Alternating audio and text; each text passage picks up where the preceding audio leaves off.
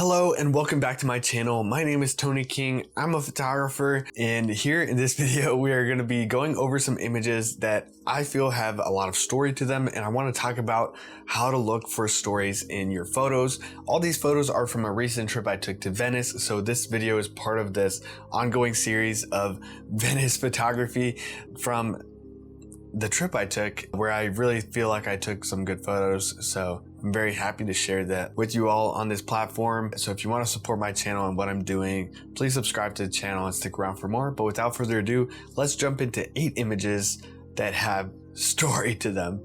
Hopefully. I'm starting on probably the weakest of the photos, but there's this guy, he's soft, but he's smoking a cigarette and the nice smoke coming off his hand as the light's hitting it. What sticks out to me in this image is not just like the dark silhouettiness and the smoke, which is nice, but it's the beware of pickpockets sign in the back, which I think adds some story here. Kind of, this is a problem in Venice. This is a problem in a lot of major cities that, you know, you have to stay aware of. You know, if you're traveling, just travel smart. Keep track of your belongings.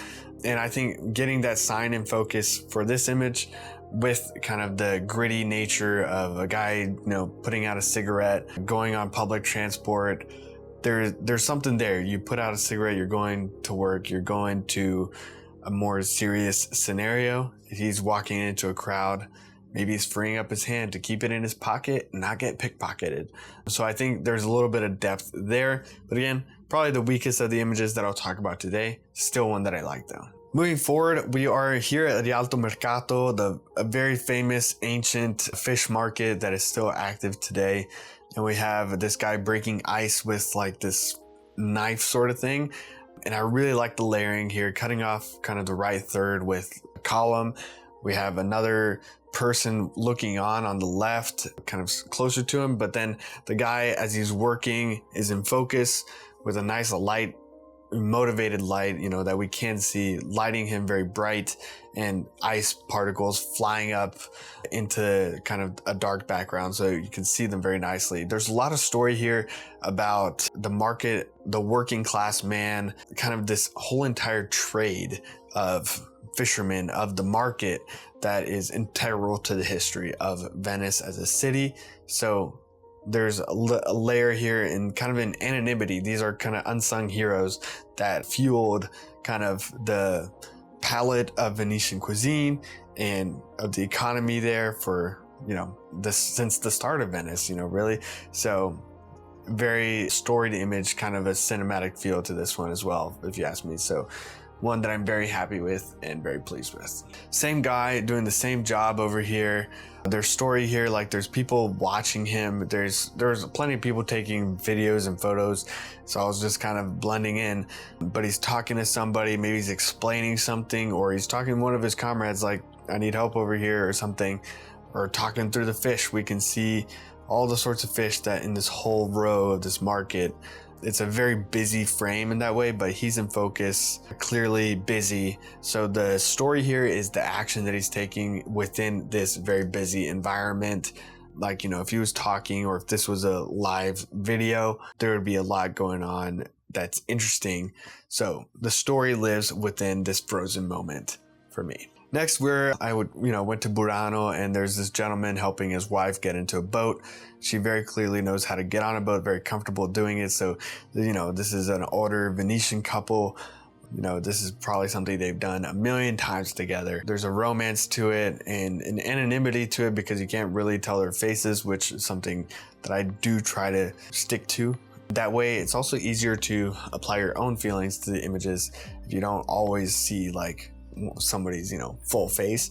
But other times I do that, so it's not like a 100% rule. But there's action here, there's story, and I think there's a real romance in this image that adds to the story and creates the story for this particular image that I'm very fond of. Now an image that to me has a lot of story, but no human subject or animal subject, I guess.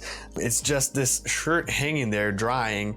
I guess everything else got dry already, but perfectly in the sun around all this shade and all these buildings that are creating kind of a frame for it, a perfect frame for it, and the light coming through the shirt is really, really nice. But to me, it's like something that's left behind, something kind of forgotten. Maybe it could even have like symbolism for grief. This to me is, there's a lot of depth in what you can assign to this one shirt left behind, drying. Maybe it was the one thing that got wet. I don't know. Maybe it had a stain and they had to wash it and they put it out to dry. Like, the literal part of it doesn't matter. There's so much that you can put from yourself into this one shirt, I feel like, anyway. And I think that is creating a strong story element for this particular image. For me, I think it's just very symbolic. So I'm curious if you guys have some sort of feeling from this particular image. Let me know in the comments, and I'd love to hear it. One of my favorite photos from this trip as a whole, and from my career as a photographer, let's say, is this one from the Rialto Bridge. The sun's coming down. There's this mass of people, you know, taking photos of each other, of the canal, of everything, while there's people going up and down the bridge. And out of this whole crowd, I have these two people in focus towards the bottom of the frame. The one guy on the left is looking straight at me at the camera. He's got this kind of neutral look, which in black and white and through this crowd kind of translate into a more like melancholy feel. But it also kind of like seems upset in a way, you know, not necessarily at me, but like kind of, maybe he's just tired, you never know. And then there's the woman next to him, kind of, but like, you know, a full person's length away from him, so not standing very close to him. She's also in focus with cool glasses, cool hat, kind of stylish. And to me, like, I don't know anything about these people. To me, there's like a story in here that they're a romantic couple. Maybe they've had an argument on this trip and they're going along with the tour or something. Like, cause you can see he's got like a tour guide's, I guess, radio. So he's listening to somebody speak to him. But there's some sort of awkwardness between them, some sort of like toxic love kind of moment that's like, maybe they're on this trip, but they know this is, you know, their last moment together or something like that. Kind of somber, kind of lonely vibe within a crowd. I'm assigning so much story to this that there's not a lot of context for, but this is kind of what I see. And one thing that I really like from this image, I know I've talked to some other people about this particular image, and they really like it, but don't necessarily give it what I said. They see something else in it. So this is another one where it's like, if you have some sort of opinion on this image or some sort of story that you're assigning to it, like, let me know in the comments. It will really be a pleasure for me to kind of see what people are feeling about it. But this is one of those things where you're looking at a crowd, you know, try to find something that's interesting and focus. Like, if I just focused on the couple behind them taking a, you know, picture, the guy taking a picture of his girlfriend or whatever, it's not as interesting as somebody coming towards me in this action, kind of separate from kind of this crowd of people doing all the same thing. Next, another black and white image that I took of this older couple looking at a map. I thought it was just very sweet how they're kind of sharing this moment, looking at the map and studying it together, kind of like, where are we gonna go? And they're kind of like along for the ride together. It doesn't seem like they're stressed about anything. It doesn't seem like they're worried. It seems just like they're genuinely like, okay, where shall we go next? And figuring out how to get there. And so there's like a sweet romantic essence to them. You know, they've clearly had some years in them. So I think there's kind of an enduring love between them that comes across, at least to me, in this image that I quite like. Going for a classic like tour guide, like, where does this go? Does this take me to San Marco type image? I don't know. I guess I'm doing impressions now of strangers that I don't know. But I like the layering in this image. I've talked about layering before, and I'm like shooting through a window, so we have these interesting reflections. But the guy is like talking to somebody, clearly like asking a question with like, you know, pointing his finger.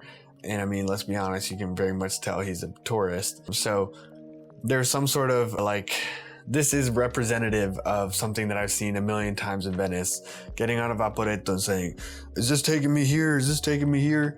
And it's like, you could have just looked at the number of the Vaporetto and which direction it's going and figured it out. But you know, this is part of a touristic city like this. So I think there's interesting element here of kind of representing this story in an interesting way through the glass with, you know, the nice lighting on him. So anyway, I don't know if I fully explained like how to capture stories, but I hopefully was able to talk about kind of things that I'm looking for and how to find stories and what stories I'm seeing as I take photos. Sometimes I see it as I'm taking the photos. Sometimes I see it like in the last example with the tourist, I'm like, yeah, okay, this is going to be the shower. I'm like explaining how tourists behave. But there's other images like of the couple on the bridge that I'm like, there's something there. I think that's a cool image, but then I look at it later, I see something, and then I come back and I'm like, oh, okay, now I'm starting to feel like there's something going on. So you don't necessarily need to take an image and say, this is a story here. But if you're looking for the things that stick out, that are different, or that have a specific purpose within the world, like the tourist, or again, going back to the same second example of the couple on the bridge, they're doing something different than everybody else who's either going up or taking photos on the bridge. So look for the things that are different, that have a clear subject, that you know, maybe there's a story there and maybe there's not.